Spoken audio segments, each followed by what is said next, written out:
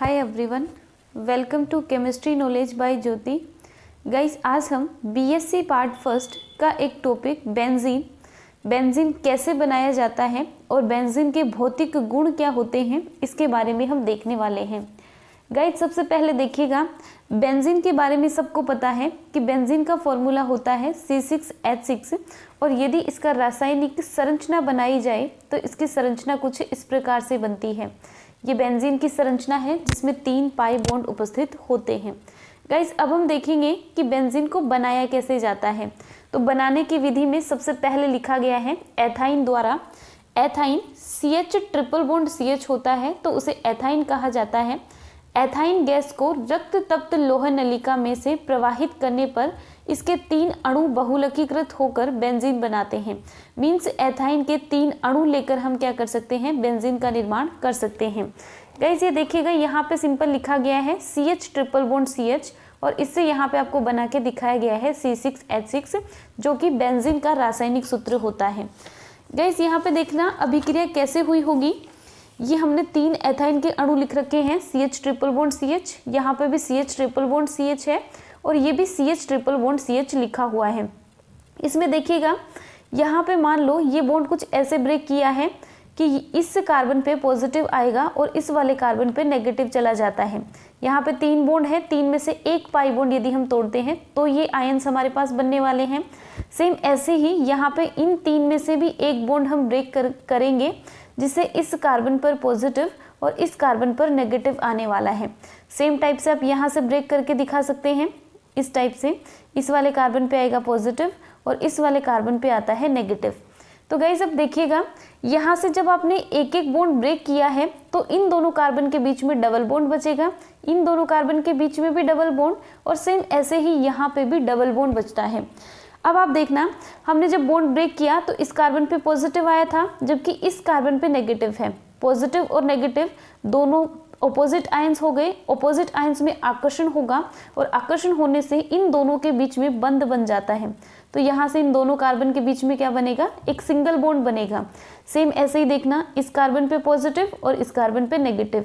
Positive negative पास पास होने की वजह से इनके बीच में भी सिंगल बॉन्ड आएगा। यहाँ से ऐसे करके आप यहाँ पे भी क्या दिखा देंगे, सिंगल बॉन्ड दिखा देंगे। और सिंगल बॉन्ड जब आप दिखाएंगे तो ये जो संरचना बनेगी ये कुछ ऐसी बनने वाली है। ये हमने लिख रखा है यहाँ पे CH, 3 बॉन्ड है, एक हमने ब्रेक कर दिया तो इन दोनों के बीच में बनने वाला है डबल बॉन्ड। अब देखना, इस कार्बन और इस कार्बन ये दोनों CH के बीच में एक सिंगल बॉन्ड हमने बनाया है जो कि हम यहाँ पे ऐसे दिखा देंगे। नेक्स्ट यहाँ से देखेंगे, इस CH और इस CH के बीच में डबल बॉन्ड है जो कि आप यहाँ पे ऐसे दिखाएंगे। यहाँ पे इन दोनों CH के बीच में सिंगल बॉन्ड इस टाइप से और इनके बीच में यहाँ पे एक CH और है जो इसके साथ डबल बॉन्ड बनाएगा और इसके साथ सिंगल बॉन्ड बनाएगा। इस प्रकार से आप देख सकते हैं ये जो आपके पास बना है ये बेंजीन होगा। गाइस, देखना, इसमें 6 कार्बन है और 6 कार्बन के अलावा 3 पाई बॉन्ड उपस्थित हैं और प्रत्येक कार्बन के पास हाइड्रोजन उपस्थित है। इस प्रकार से 6 ही कार्बन और 6 हाइड्रोजन उपस्थित है तो ये बेंजीन होता है। इस प्रकार से एसिटिलीन या एथाइन गैस के द्वारा आप बेंजीन का निर्माण कर सकते हैं। ये फर्स्ट मेथड था जिससे हमने बेंजीन बनाया है। सेकेंड मेथड हमारे सामने है सोडियम बेंजोएट द्वारा। सोडियम बेंजोएट जो होता है उसकी अभिक्रिया यदि सोडा लाइम के साथ करवाई जाए, सोडा लाइम के साथ करवाने से बेंजीन का निर्माण होता है। गाइस, आप ध्यान दीजिएगा, सोडा लाइम क्या होता है और ये किस प्रकार से अभिक्रिया करता है। तो सोडा लाइम के लिए आप ध्यान रखेंगे, NaOH प्लस CaO के मिश्रण को सोडा लाइम कहा जाता है। इसमें CaO कैल्शियम ऑक्साइड के द्वारा उत्प्रेरक का काम किया जाता है और NaOH अभिक्रिया में भाग लेता है। यहाँ पे हमने लिखा हुआ है सोडियम बेंजोएट। यहाँ पे बेंजोइक अम्ल जो होता है वो कुछ इस प्रकार का होता है C6H5COOH। इस हाइड्रोजन को हटाकर यदि हम यहाँ पे सोडियम ऐड कर देते हैं तो इसे सोडियम बेंजोएट कहा जाता है। तो गाइस देखिएगा, सोडियम बेंजोएट किस प्रकार से अभिक्रिया करेगा। यहाँ से एक सोडियम ये, दूसरा सोडियम ये वाला, यहाँ से C डबल बॉन्ड OO और एक ऑक्सीजन होगा ये वाला। इस प्रकार से तीनों मिलकर बनाने वाले Na2CO3। यहाँ से देखना, 2 Na हो गए, 3 ऑक्सीजन हो गए और 1 कार्बन, तो Na2CO3 सोडियम कार्बोनेट का निर्माण होगा। इसके अलावा बचने वाला है यहाँ पे C6H5 और यहाँ पे हाइड्रोजन। तो ये वाला हाइड्रोजन C6H5 के साथ में जुड़कर C6H6 मीन्स बेंजीन का निर्माण कर देता है। इस प्रकार से सोडियम बेंजोएट के द्वारा बेंजीन का निर्माण हो गया। अब हम नेक्स्ट देखने वाले हैं फिनोल द्वारा। फिनोल से भी हम बेंजीन का निर्माण कर सकते हैं। इसके लिए हमें क्या करना पड़ेगा, फिनोल की अभिक्रिया यसदरज मीन्स जिंक धातु के साथ में करवाई जाती है। गाइस देखिए, फिनोल की अभिक्रिया जिंक के साथ करवाने पर इस जिंक के द्वारा यहाँ से ये ऑक्सीजन निकालकर जिंक ऑक्साइड का निर्माण कर लिया जाता है और ये हाइड्रोजन इस C6H5 के साथ में जुड़कर C6H6 मीन्स बेंजीन का निर्माण कर लेता है। गाइस हम नेक्स्ट देखेंगे benzene diazonium chloride. Benzene diazonium chloride जब बेंजीन के ऊपर N2Cl लगा हुआ होता है तो उसे बेंजीन डाईएजोनियम क्लोराइड कहा जाता है। जब SnCl2 एवं NaOH, SnCl2 स्टेनस क्लोराइड एवं NaOH सोडियम हाइड्रोक्साइड के द्वारा अपचयन करने पर बेंजीन का निर्माण होता है। ये हमने लिखा है यहाँ पे बेंजीन डाईएजोनियम क्लोराइड, इसका हम अपचयन करेंगे। गाइस आप ध्यान रखेंगे SnCl2 प्लस NaOH की प्रेजेंस में हमेशा अपचयन किया जाता है और अपचयन का मतलब है आप यहाँ पे हाइड्रोजन ऐड करेंगे तो यहाँ से ये 2 हाइड्रोजन देने वाला है। और 2 हाइड्रोजन कैसे देगा, यहाँ पे इन दोनों के बीच का बॉन्ड ब्रेक होगा। ब्रेक होने के बाद ये जो बेंजीलिक समूह बचा है यहाँ पे C6H5 बनेगा ना, उस C6H5 को एक हाइड्रोजन यहाँ से मिलेगा और ये परिवर्तित हो जाता है C6H6 में मीन्स बेंजीन में। यहाँ से N2 गैस बाहर निकल जाएगी ये वाला बॉन्ड ब्रेक करने के बाद, और जब N2 गैस बाहर निकलेगी तो इस Cl के साथ में भी एक हाइड्रोजन जुड़कर HCl का निर्माण कर लेता है। हमने 2 हाइड्रोजन लिखे थे जिसमें एक हाइड्रोजन इस बेंजीलिक समूह को दिया है C6H6 बनाया है, दूसरा हमने यहाँ पे Cl को देकर HCl बनाया है। तो इस प्रकार से बेंजीन डाईएजोनियम क्लोराइड के द्वारा भी बेंजीन का निर्माण किया जा सकता है। अब इसके बाद हम एक मेथड और देखने वाले हैं जिसके द्वारा हम बेंजीन का निर्माण कर सकते हैं।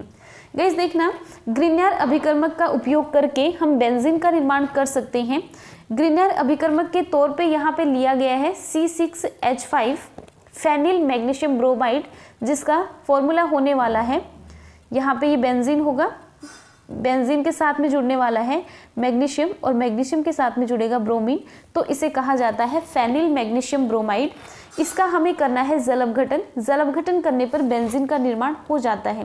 गाइस इससे पहले हम ये देखेंगे कि इस ग्रिग्नार अभिकर्मक को हमने बनाया कैसे है। तो हमारे पास यहाँ पे ब्रोमोबेंजीन है। ब्रोमोबेंजीन की जब मैग्नीशियम के साथ में शुष्क ईथर की उपस्थिति में अभिक्रिया करवाते हैं तो हमारे पास फेनिल मैग्नीशियम ब्रोमाइड का निर्माण हो जाता है। ये लिखा गया है यहाँ पे C6H5MgBr। ये C6H5MgBr का फॉर्मूला भी मैंने आपको यहाँ पे संरचना बनाकर दिखाया है। अब हम करवाएंगे इसका जल अपघटन। तो गाइज आपको पता है कि जब भी आप ग्रिग्नार अभिकर्मक का जल अपघटन करवाते हैं तो यहाँ से ये मैग्नीशियम और यहाँ से ये कार्बन, इन दोनों के बीच का बॉन्ड ब्रेक करता है। जल अपघटन करवाने का मतलब है कि आपके पास H+ आयन और OH- आयन दोनों प्रेजेंट होते हैं। आप कहीं से भी बॉन्ड ब्रेक करवाएंगे तो जिस पे भी नेगेटिव आएगा उसे आप H+ आयन देने वाले हैं और जिस पे भी पॉजिटिव आएगा उसे आप OH- आयन देने वाले हैं। तो देखिएगा, जब इस कार्बन और मैग्नीशियम के बीच का बॉन्ड आप ब्रेक करवाएंगे तो कार्बन पे तो आएगा नेगेटिव चार्ज और मैग्नीशियम पे जाएगा पॉजिटिव चार्ज। और ऐसा क्यों होगा? क्योंकि मैग्नीशियम एक धातु है और धातुएं हमेशा धनात्मक चार्ज के साथ ही रहती हैं, इसीलिए हम यहाँ पे मैग्नीशियम को पॉजिटिव देंगे और कार्बन को नेगेटिव देंगे। अदर वर्ड्स में आप कह सकते हैं कि कार्बन की इलेक्ट्रोनेगेटिविटी ज़्यादा होने की वजह से जब आप ये बॉन्ड ब्रेक करवाएंगे तो दोनों इलेक्ट्रॉन कार्बन को मिलेंगे, जिससे कार्बन पर नेगेटिव चार्ज आपको दिखाना होता है। अब देखिएगा, आप जब ये बॉन्ड ब्रेक करेंगे तो कार्बन पर नेगेटिव आया है और इस नेगेटिव को हम यहाँ से H+ आयन देंगे। हमारे पास ये फेनिल समूह था, इस प्रकार से इस कार्बन पे हमारे पास नेगेटिव है तो इसे हम दे देते हैं हाइड्रोजन, तो ये हमारे पास बन जाती है बेंजीन। ये बेंजीन बन गई है। अब आप साइड में देखेंगे, साइड प्रोडक्ट क्या बनेगा? Mg पे पॉजिटिव आया है, मैग्नीशियम के साथ में ब्रोमीन पहले से जुड़ा हुआ है, मैंने आपको कहा है कि जब आप जल अपघटन करवाएंगे तो किसी एक को H+ आयन और किसी दूसरे को OH- आयन देना होता है। H+ आयन हमने यहाँ पे इस कार्बन को दिया है, तो ये OH- आयन क्योंकि मैग्नीशियम पे पॉजिटिव है तो इसके साथ में जुड़कर MgBrOH का निर्माण कर लेता है। ये आपने लिख भी रखा है यहाँ पे, ये हमने बाहर निकाला है, माइनस लगा के लिखा है ना, इसका मीन्स हमने ये बाहर निकाला है। तो यहाँ से आपके पास बेंजीन का निर्माण हो जाता है। गाइस, मैंने आपको यहाँ पे 5 मेथड बताए हैं जिनके द्वारा बेंजीन का निर्माण किया जा सकता है। आई होप आपको पांचों के पांचों मेथड समझ आ गए होंगे। अब हम नेक्स्ट देखने वाले हैं कि बेंजीन जो होती है, बेंजीन के भौतिक गुण क्या रहेंगे। भौतिक गुण में सबसे पहला आप देखेंगे, बेंजीन एक रंगहीन विशिष्ट गंध युक्त द्रव्य है। मतलब बेंजीन लिक्विड की फॉर्म में रहता है जिसका कोई कलर नहीं होता है और उसमें एक विशिष्ट गंध आपको आती है। यह जल से हल्का तथा इसमें अविलय होता है, परंतु अल्कोहल और ईथर में शीघ्रता से विलय हो जाता है। जल में अविलय रहेगा लेकिन अल्कोहल और ईथर में आसानी से घुल जाता है। नेक्स्ट देखेंगे, यह अत्यंत ज्वलनशील है और धुएंधार ज्वाला के साथ जलता है। गाइस, ये थे इसके भौतिक गुण। अब हम देखने वाले हैं बेंजीन के रासायनिक गुण। बेंजीन के द्वारा जो रासायनिक गुण दिए जाते हैं, रासायनिक गुण का मतलब है कि हम उसकी अभिक्रियाएं देखने वाले हैं कि किस किस प्रकार की अभिक्रियाएं बेंजीन के द्वारा दी जाती हैं। तो गाइस देखिएगा, बेंजीन मुख्यतः 3 प्रकार की रासायनिक अभिक्रियाएं देती है। सबसे पहली होगी योगात्मक अभिक्रिया। योगात्मक अभिक्रिया का मतलब होता है कहीं पे भी आपको कुछ ना कुछ योग करवाना है, मतलब आपको ऐड करना है। अब आपको बेंजीन की संरचना पता है, ये बेंजीन की संरचना होती है कि यहाँ पे कार्बन कार्बन के बीच में 3 डबल बॉन्ड पाए जाते हैं। 6 कार्बन है तो 6 कार्बन के बीच में 3 पाई बॉन्ड होते हैं।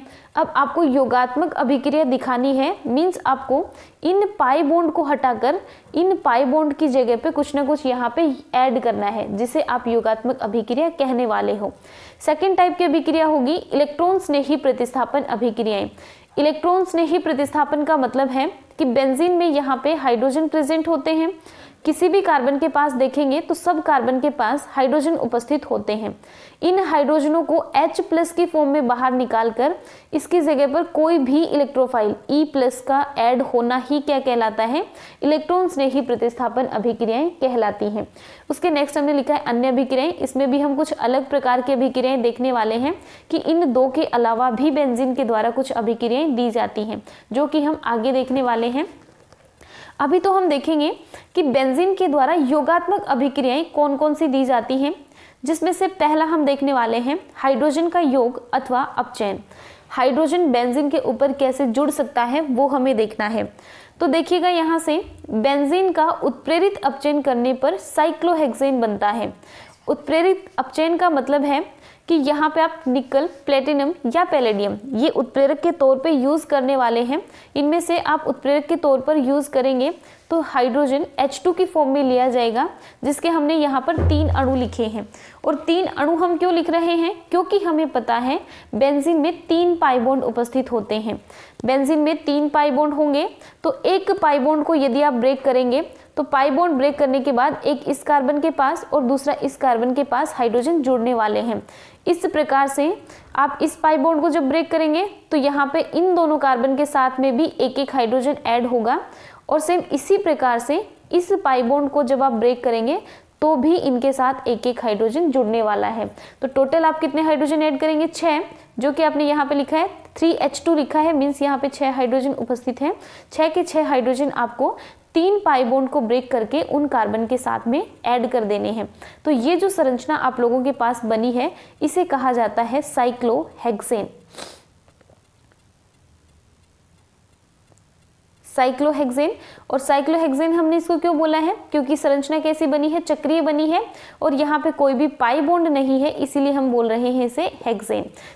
जब भी चक्रीय संरचना बनती है तो उसे प्रदर्शित करने के लिए साइक्लो लिखा जाता है। तो ये हमने किया है हाइड्रोजन का योग। अब हम देखने वाले हैं इसमें हाइड्रोजन के योग को ही आप अपचयन भी कह सकते हैं, क्योंकि आपको पता है कि अपचयन की परिभाषा जब आप देते हैं तो उसमें आप बोलते हैं कि या तो हाइड्रोजन जुड़ जाए या फिर ऑक्सीजन हट जाए। दोनों ही कंडीशन में आप उसे अपचयन कह सकते हैं। तो यहाँ पे हमारे पास क्या हुआ है, हाइड्रोजन का ऐड हो गया है, इसीलिए हम इसे अपचयन भी कह सकते हैं। गाइस अब हम एक स्पेसिफिक अपचयन देखने वाले हैं जो कि बेंजीन के द्वारा भी प्रदर्शित किया जाता है, जिसे हम बोलने वाले हैं बर्च अपचयन।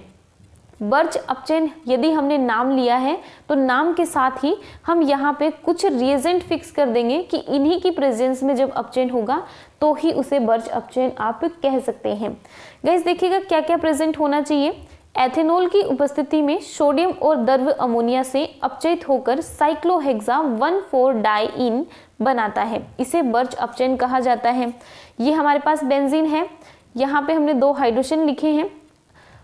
सोडियम के साथ में द्रव अमोनिया उपस्थित है और वो एथेनोलिक होगा, मतलब एथेनॉल के साथ में ये चीजें उपस्थित होंगी। तो यहाँ पे आप देख पाएंगे कि ये कुछ इस प्रकार से करता है कि यहाँ से ये वाला पाई बॉन्ड इस प्रकार से टूटेगा। टूटने का मतलब है कि इस कार्बन पे जाएगा नेगेटिव और इस कार्बन पे आएगा पॉजिटिव। अब इस पे पॉजिटिव आया है तो ये वाला पाई बॉन्ड ब्रेक करेगा। अब पाई बॉन्ड यहाँ से ब्रेक करेगा तो इस कार्बन पे नेगेटिव और इस पे क्या बचेगा, पॉजिटिव। मीन्स ये पॉजिटिव और नेगेटिव क्या कर लेंगे, एक नया पाई बॉन्ड यहाँ पे बना लेते हैं। अब ये 2 हाइड्रोजन थे, एक हाइड्रोजन जुड़ेगा इस वाले कार्बन के साथ में और दूसरा हाइड्रोजन जुड़ता है इस वाले कार्बन के साथ में। गाइस बर्च अपचयन जो होता है उसकी क्रियाविधि बहुत अलग अलग प्रकार से बनती है, जो कि हमने यहाँ पे नहीं देखी है और वो हमारे सिलेबस में भी नहीं है। हमें सिर्फ इतना ही ध्यान रखना है कि जब बेंजीन का अपचयन किया जाता है तो 1 और 4th पोजीशन पे आपको क्या ऐड करना होता है, हाइड्रोजन ऐड करना होता है। इस प्रकार से बेंजीन का बर्च अपचयन हो जाता है। गाइज ये हमने फर्स्ट टाइप की अभिक्रिया देखी है कि योगात्मक अभिक्रिया किसे कहा जाता है। योगात्मक अभिक्रिया का मतलब सिंपल सा ऐड करना था, जो कि हमने यहाँ पे हाइड्रोजन ऐड करके दिखाया है, इसलिए आप इसे योगात्मक अभिक्रिया कह सकते हैं। अब नेक्स्ट हम योगात्मक अभिक्रिया में ही देखने वाले हैं हैलोजन का योग। वो हमने हाइड्रोजन का योग किया था, अब हम हैलोजन का योग करेंगे। हैलोजन का योग पराबैंगनी प्रकाश की उपस्थिति में बेंजीन, क्लोरीन अथवा ब्रोमीन के 3 अणु के साथ योगोत्पाद बेंजीन हेक्साहेलाइड बनाता है।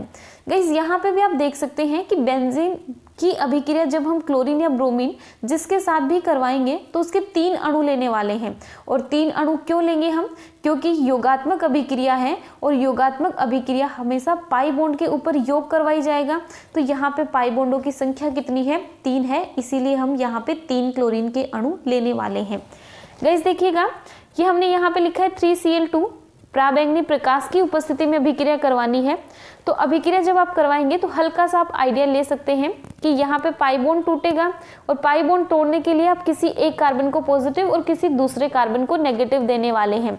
यहाँ पे Cl2 है, क्लोरीन क्लोरीन के बीच का जब आप बॉन्ड तोड़ेंगे तो किसी एक क्लोरीन को नेगेटिव, किसी दूसरे को पॉजिटिव मिलने वाला है। जो भी ऑपोजिट आयंस बनते हैं वो एक दूसरे को अट्रैक्ट करके नया बॉन्ड बना लेते हैं। इस प्रकार से इन तीनों पाई बॉन्ड के टूटने पर सभी कार्बन पे क्या जुड़ने वाला है, इसे कहा जाता है बेंजीन हेक्साक्लोराइड। गाइस ये थी योगात्मक अभिक्रिया जिसमें हमें हैलोजन का योग करना था। अब हमारे पास एक और लास्ट बची है ओजोन का योग। ओजोन का आपको पता है, ओजोन किसे कहा जाता है, ओजोन कहा जाता है O3 को, यहाँ पे O3 होगा, O3 को ओजोन कहा जाता है। और यहाँ पे आपको ये भी पता है कि बेंजीन में 3 पाई बॉन्ड उपस्थित होते हैं, तो ओजोन के अणु भी कितने लेने हैं हमें, 3 अणु यहाँ पे लेने होते हैं। बेंजीन का एक अणु ओजोन के 3 अणु के साथ योग करके बेंजीन ट्राइओजोनोइड बनाता है। ये हमारे पास जो बना है इसे बेंजीन ट्राइओजोनोइड कहा जाएगा, जो कि जल अपघटित होकर 3 अणु ग्लाइऑक्सिल बनाएगा। ये जल अपघटित होने के बाद क्या बनाने वाला है, 3 अणु ग्लाइऑक्सिल के बनाने वाला है।